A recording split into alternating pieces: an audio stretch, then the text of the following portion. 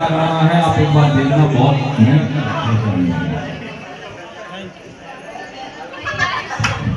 Thank you sir. ताली बजाने के लिए बार सर राजा गुज्जर सर, नाम के आगे राजा और गुज्जर की पहचान होती है उनकी आवाज से। आवाज देके बाद ताली बजा दीजिए।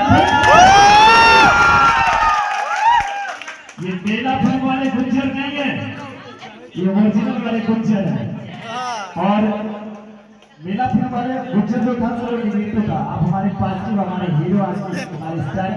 और अब एक बार फिर मैं इस पूरी टीम को आज जिनकी वजह से हम लोग एकत्रित हुए हैं, मेहनत जिन्होंने लगाया।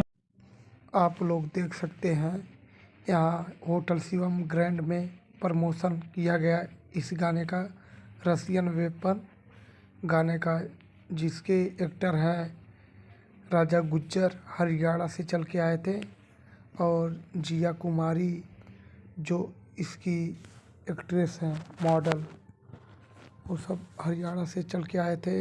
इसके कर्ता धर्ता अजय निगम जी के द्वारा संपन्न हुआ इस कार्य को।